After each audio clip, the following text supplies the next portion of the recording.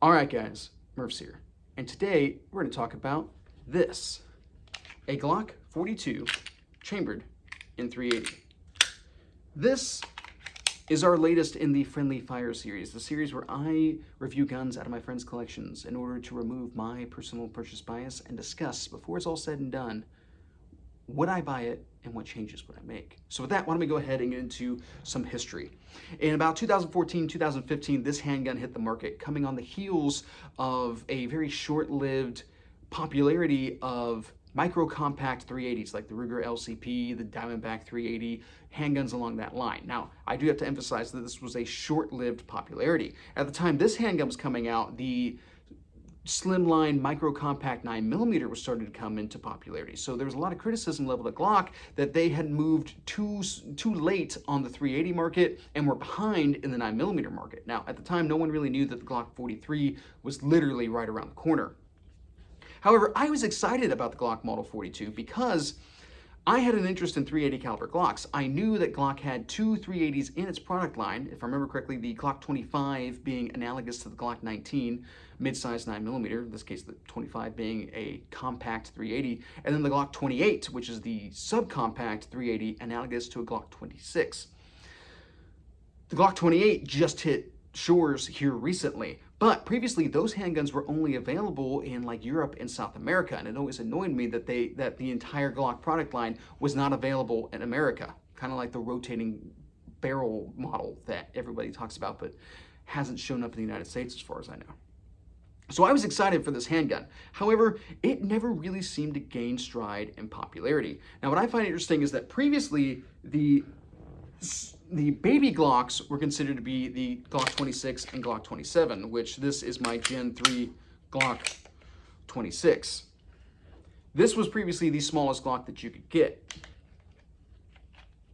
If I put the Glock 42 up to this, we can see that the Glock 42 is shorter in both length and height.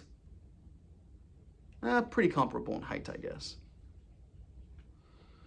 But it is drastically slimmer than a Glock 26. About the only other slimline Glock that was available at the time was I believe I said Glock 26. The Glock 36, a 45 ACP subcompact Glock, was the only other slimline Glock available at the time, coming in at 1.13 inches wide. However, this completely blows the 36 out of the water. In addition to, it is much smaller. The 36 is still a fairly tall, long handgun because it's still chambered in the 45 ACP. The 45 generally being a larger framed handgun for the Glock product line. Now, I do want to go ahead and take a quick aside about Glock nomenclatures. A lot of people seem to get really confused about Glock nomenclatures because it's just a simple like letter, number, and sometimes additional letter identifier, but that actually makes the product line really easy once you understand it. First off, everything is sequential. Glock does not designate anything by caliber, which is something that definitely screws a lot of people up, which doesn't make any sense to me because, like, you know, oh, is it a Glock 40? Well, what do you mean, you know, the Glock 45 is a 9mm? That didn't make any sense. Well, yeah, well, the M16 is not a 16 caliber rifle either. So that's a really silly way to think about this. What I like about the nomenclature is it's short, sweet, and to the point. And if they make anything that can't be covered in a single designation, like the Glock 19C, that is a compact 9mm with a ported barrel. All that's laid out there. If they make any changes beyond that, if they say, I don't know, lengthen the grip or something like that, it then all of a sudden becomes a whole nother designation, which is not something that every manufacturer does. It can make researching their product line really difficult, especially if you're trying to find like values, or if you're just trying to decide whether or not you want to buy that product and you're trying to look stuff up because you do a lot of research before you buy things, and maybe your name's Murph. All of that was oddly specific, but it's okay. Anyway, enough about that rabbit hole. Let's go ahead and get back on track here. Now, a lot of times I get questions as to which generation does a Glock 42 fall into.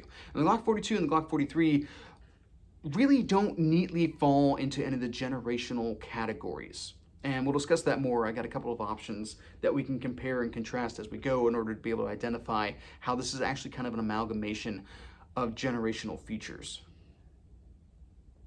All right, guys, so with that, why don't we go ahead and get into features? Right off the bat, we have a 3¼ inch barrel. Now, I did some research and I did a little bit of comparison. As far as I can tell, this has standard Glock polyagonal rifling. This is not a marksman barrel. However, I have heard some claims that this barrel will work just fine with cast lead ammunition.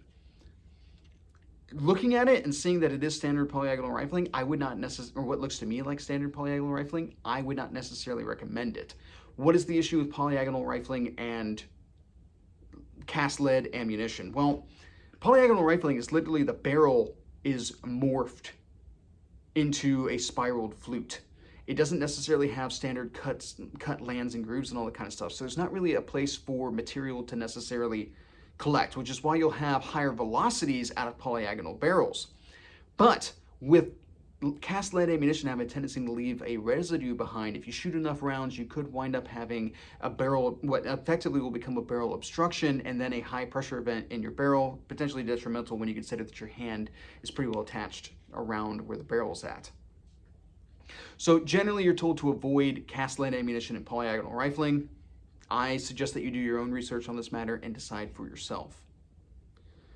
Now, our slide finish is actually very similar to that of the Gen 4s. This is my Glock 23, chambered in 40 Smith & Wesson, Generation 4.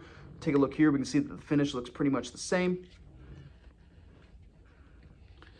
We have a loaded chamber indicator set into the extractor right here. You can see that little ledge. This is ostensibly both visual and tactile. I can tell you that, like, whenever I have one of these loaded and I close my eyes and touch it, I really don't feel confident that I can feel that bump. This strikes me more as an afterthought of a loaded chamber indicator. So I conduct press checks whenever it is that I get the opportunity to do so. Now, a lot of guys get like really offended at the idea of press checks, like, what do you think you are, John Wick? And all that kind of stuff, which I can tell you from personal experience, guys, I've seen a lot of people step up to the line at competitions and shooting courses and stuff like that, 100% convinced that their gun was loaded. They loaded it just a little bit ago, and then the buzzer goes off, the gun comes up, and they get a instead of a bang. And, you know, in those types of situations, that's fine. That's a little bit of egg on your face. You're kind of embarrassed. You reset the drill. You go back to what it is that you're doing. In a real life scenario, that could be the difference between life and death. So for me, I don't care how it is that you verify that your chamber is loaded. Press check, loaded chamber indicator, x-ray vision, it doesn't really matter to me. What is important to me is that you don't walk that fine line between confidence and hubris, and that you go ahead and take the additional moment to check your chamber and make sure that it's loaded before you leave the house, before you step up to the line of that competition. Whenever it is that you come back off a break from shooting drills and stuff like that at class, it doesn't matter, chamber check. Verify the condition of your firearm. All right, that's enough about that. All right, I'm gonna go ahead and pop this slide off real quick, and we can talk about some of the internal changes that have been made. First off, we have a double captive recoil spring, which actually started off with the Gen 3 Glock 26 and 27, which was when the 26 and the 27 showed up in the Glock product line. And you can see this is when we first started getting the double captive recoil springs. This has now become standard in the Gen 4 and Gen 5 lineup. Now you'll also notice that the barrel is flush, similar to this Glock 23, to the Generation 4. However, what we first see on the 26 and 27 are these angled cuts on the front, and then that becomes a standard with the Gen 5, this being a Glock 19 mic, chambered 9mm. We can see here we have the angled cuts on the front. So we do not have those present on this gun, which I'm kind of surprised because this is a micro compact and all that kind of stuff. So I don't understand why they didn't go with that with this handgun. Now our other big difference is this plunger. So we can see here, this is a little bit more oblong. Whereas if we look at the Glock 26, it's more round. And it's the same way on this Glock 23. But if I pop the slide off of this Gen 5, we'll see that it is also that more oblong shape. So this is actually something that when the Glock 42 came out, Glock really didn't acknowledge this as a feature, but it's something that they definitely talked up in the Gen 5 series. So this was definitely a test run for the Gen 5 Glocks, which I find to be really interesting. Just personally, I find that to be very interesting. Now, taking a quick look at our lower, we can see that we have our 4 stainless steel guide rails, which are fairly small, but at the very least, they are steel. I mean, that's nice. Now, a quick aside about Glock disassembly, guys. A lot of people get really mad that you have to pull the trigger in order to be able to disassemble a Glock, and that also a Glock will fire without a magazine inserted. And they cite safety issues. That well, someone's going to accidentally shoot themselves, or so and so shot themselves in the hand because they went to disassemble their gun and they didn't clear it first. Well, that's just it. Safe firearms handling practices should mitigate whether or not you shoot yourself, regardless of if this has a magazine disconnect or if you do or don't have to pull the trigger in order to unload the gun. That's just a certain common sense handling thing. All right, quick talk about our slide serrations. Of course, we have just rear cocking serrations. They're standard Glock. I'm able to grip them pretty easily. Now, we do not have any type of Glock rail or anything like that on the front, so this is not easily or readily adaptable to lights. However, you can get some like stuff from Crimson Trace that will attach to your trigger guard if you're really dead set on having a light on this handgun. I don't think that's terribly necessary. I think it kind of compromises a lot of the advantages of this gun.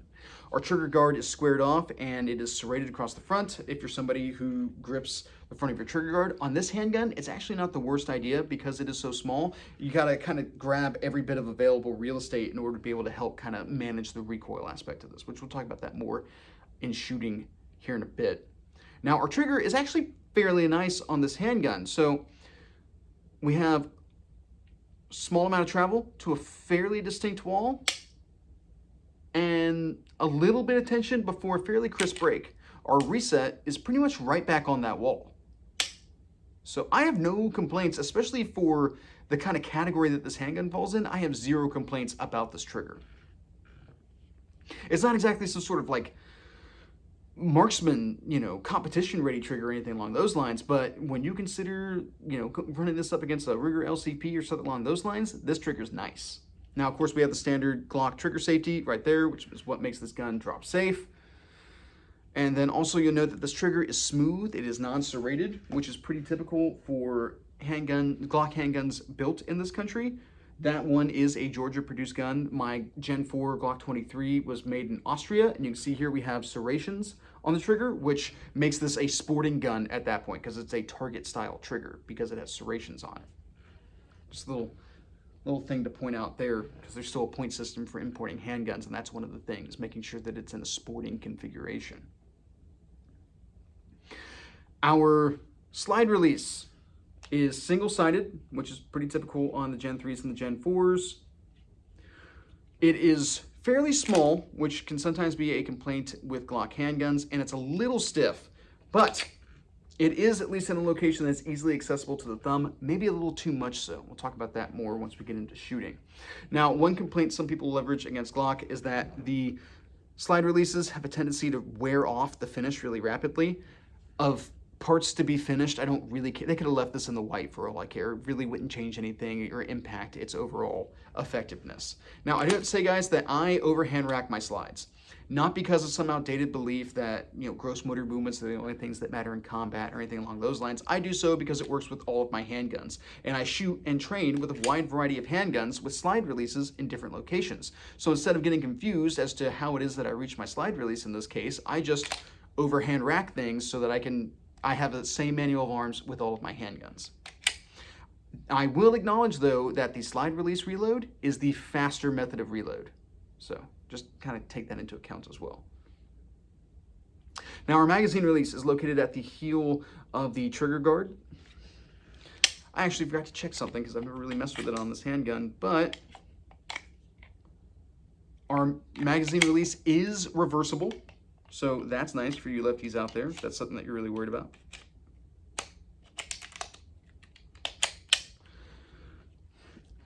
It is the rectangular Gen 4 version, also available on the Gen 5. It's very easy, very spacious to get a hold of. That was actually a frequent complaint for me with the Gen 3 is that it has such a small magazine release, and sometimes I've really got to try to find it instead of just being able to have it easily accessible with my thumb. Our magazines are the standard Glock polymer outer with steel insert. This is a 6-round capacity. You can get extended capacity base plates for it. I'll talk about these magazines more here in a bit. Our texturing on this grip is the kind of checkering that we actually saw originally on the Gen 4s and was continued on the Gen 5. So we can see the checkering on the front and back strap as well as the sides of the grip. I'll leverage the same complaint that I've always leveraged at Glocks. I wish the texturing went up higher. This is where I do the vast majority of my gripping, and I have no real texture to be able to work with there. That's just a frequent complaint for me. Now you will note that we do not have a finger groove on this handgun. You might say, well, duh, because it's a subcompact, but the Gen 3 and Gen 4 Glock 26 and 27 had finger grooves. So it's not because it's a subcompact. I once again think that Glock was starting to move more and more towards what we will eventually see in the Gen 5 pattern, which was the elimination of finger grooves. So I found that to be really interesting. Now, we do not have interchangeable back straps on this handgun. This is meant to be as small, slim, and compact as a Glock can be. So extending the back straps and all that kind of stuff would kind of compromise that overall formula. All right, guys, that's features. How does it shoot?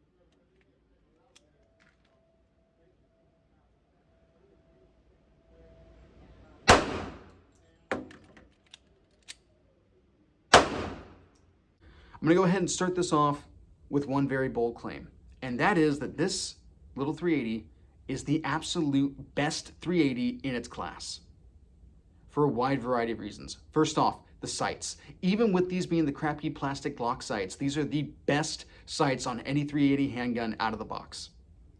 Hands down, 100%. In addition to that, the dual captive recoil spring makes keeping this handgun on target really, really easy. And I appreciate that a lot. A lot of 380s, like your Ruger LCPs and stuff like that, they're very snappy, they're very uncomfortable to shoot. This is an absolute joy to shoot. But one of the issues that you run into is this handgun does have a tendency to kind of move around in your grip. And I can actually display that to you with the same target shot back to back with 2 different shot strings.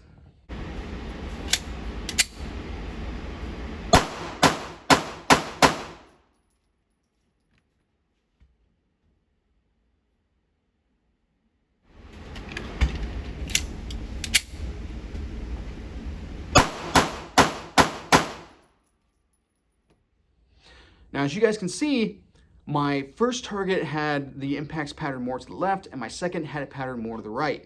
And at that point, you might start leveling an accusation at me. Murph, you changed up your grip or something along those lines, which is absolutely possible. I shot the first string, reloaded the magazine, inserted it, loaded up, presented the gun, and fired the second string.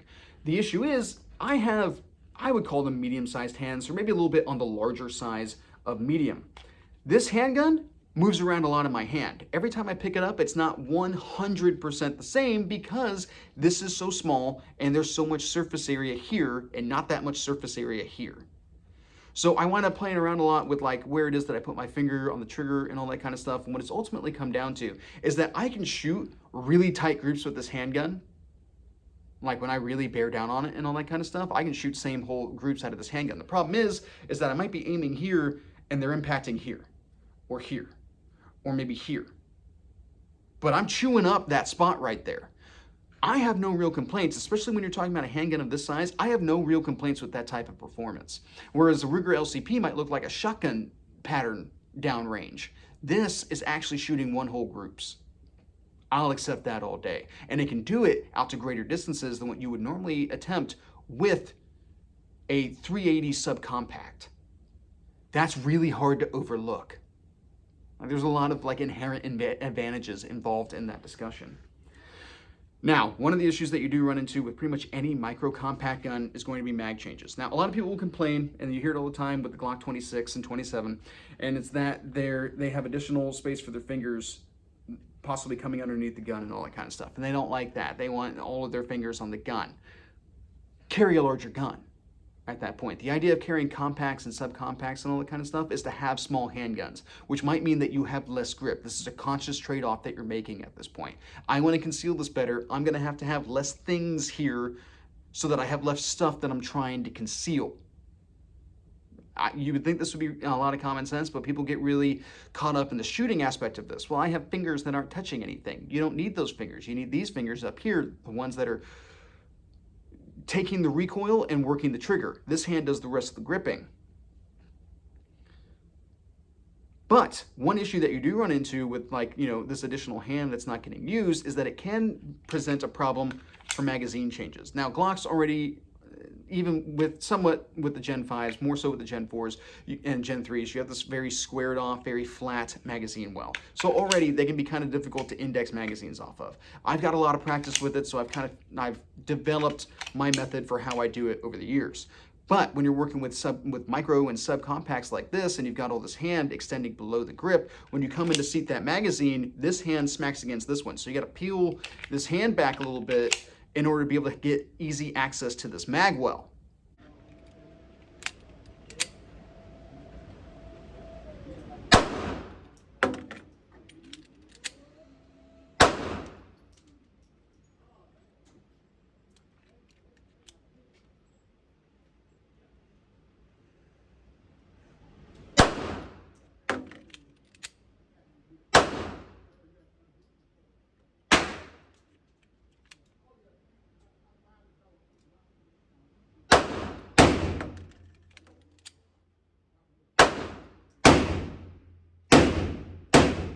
It's not impossible, it's just something that you got to take into account. Now, what does become difficult is if you start doing any more of the advanced one-handed manipulation drills. So I actually did some one reload ones one-handed, pretending that this arm was immobilized in some way, injured in the gunfight or something along those lines, which is something that could happen. And especially if this is a gun that you're going to carry, you're going to want to practice those types of things with it. Because as I discovered, when I fired my one round and then came back to do my magazine change between my knees, sometimes the gun would get lodged too far into or too close to my thighs. So when I would go to seat the magazine, I would not get a solid seat on it. I would come up to fire my next round and the magazine would not be all the way seated. So I would have to seat the magazine the rest of the way, charge the gun off of my pocket or something like that, and then get back into the fight. That became a little problematic as far as being able to stay alive in a fight. Now, normally we would call that a tap, rack, bang situation. That's a little bit more difficult to do one-handed. You can, of course, tap it against your thigh, your knee, an object that's nearby. But on a small handgun like this, what I actually found to be kind of successful was to roll my hand back and kind of squeeze it into place and then get back onto the gun. It's less motion that way. This is working, that works in this very specific circumstance. And I don't even know if the vast majority of instructors out there would necessarily teach to do that. It's just something that I could feel it and I just went ahead and pressed it and got back to what it was that I was doing.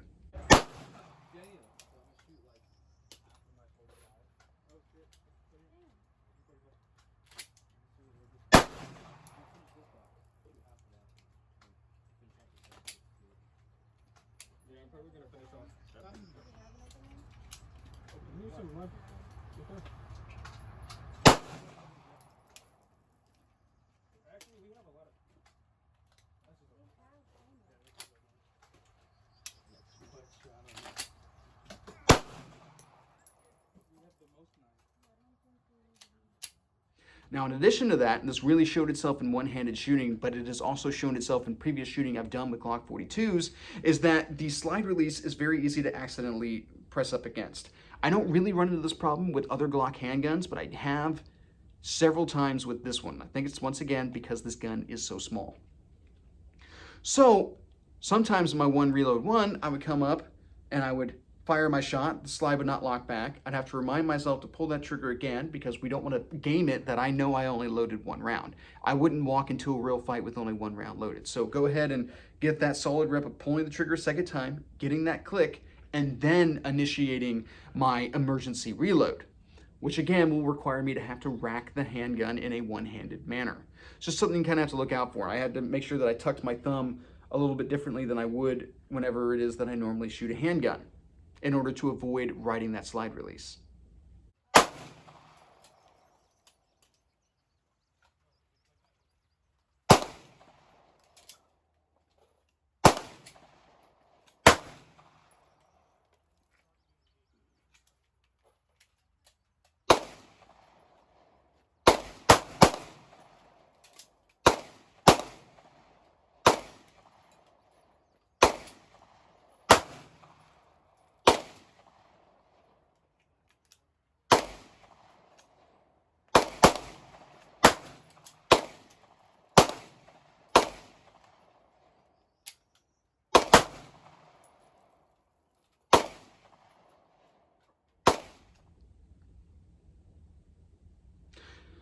Doesn't change the fact the gun's still a lot of fun to shoot. Those are just some things that I observed whenever it is that I was working around it and what kind of drives our contextual discussion after.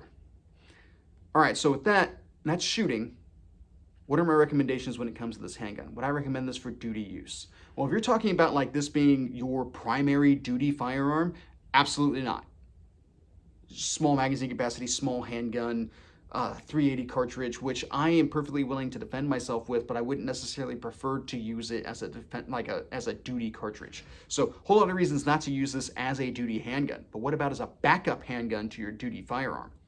Absolutely. This is a fantastic choice for that purpose. Small, compact, lightweight, easy to carry, easy to forget that you even have it's there up until you need it. Fantastic choice for that purpose.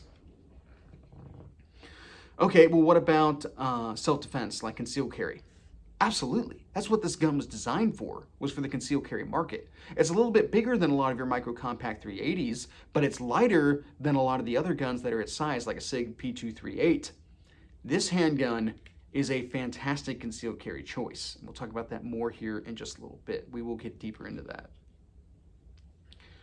Well, what about home defense? In its present configuration, which is how I try to remember to review these guns, absolutely not. But even with some modification with like night sights and a light and all that kind of stuff, I still wouldn't recommend it purely because you're at home. You're not necessarily carrying this firearm. This is like your bedside gun. This is something that its weight is being supported on a nightstand or, you know, on wherever it is that you keep your concealed carry gun. Safe, you know, top of the linen closet, doesn't really matter.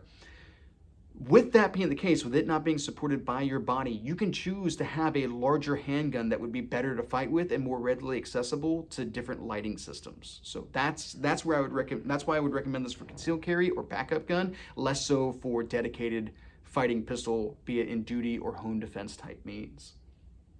What about a competition handgun? Absolutely not. There are people out there who have made like Grandmaster with a SIG 22, with a Glock 26, but no one's really going to bother trying to take a single-digit capacity 380 and win a whole bunch of competitions. You're going to be doing a ton of mag changes. Even with the extended base plate, you're going to be doing a ton of mag changes. All right, well, what about as a hunting gun? Absolutely not. This wouldn't even be legal in the vast majority of states to begin with. Now, taking it around the farm or something along those lines, I still wouldn't recommend it. It's a very light cartridge. It's a small, lightweight handgun. You for sure have it on you, but this would not be a default option for me in the woods. All right, guys. Those are my recommendations. Would I buy it? Well, this is actually a little bit of an oddity because in this case, I have bought one. This is my Glock 42 that I bought back in like 2016. It's actually one of the first handguns that I bought whenever it is that I got back from Germany. My friend actually bought this handgun kind of on my recommendation, and I got this because I shot my dad's Glock 42 and absolutely fell in love with it. So yes, absolutely, I would buy a Glock 42. All right, well, what changes would I make to it? Now, I haven't gotten around to it yet, but I do intend to eventually upgrade my standard Glock sights to night sights. It's just not been a terrible, like, I've got a lot of projects going all at once, and this handgun has not been ranking high enough on my priority list to get these sights upgraded. And I might do an extended base plate on the spare magazine. This gun does come with 2 magazines, but for the most part, my whole goal is to make sure that this gun is trim and compact as it can be, because that is where this thing thrives, in my opinion. So with that, what do I use this handgun for? This is a deep carry option for me. If I'm dressed very nicely, or if it's, you know, the dead of summer, I'm wearing a very light t-shirt and all that kind of stuff, this handgun conceals perfectly all the time.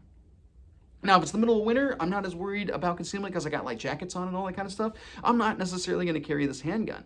But dressed nicely or in, you know, very hot weather, this thing is invaluable as a tool. This is a go-to option whenever it is that I have a lot of restrictions based on my clothing. This handgun works in all of those circumstances perfectly. It's why I absolutely love this gun and how well it shoots. For this thing to be this small, this lightweight, this compact, this thin, and shoot as well as it does, puts this thing in a whole other category.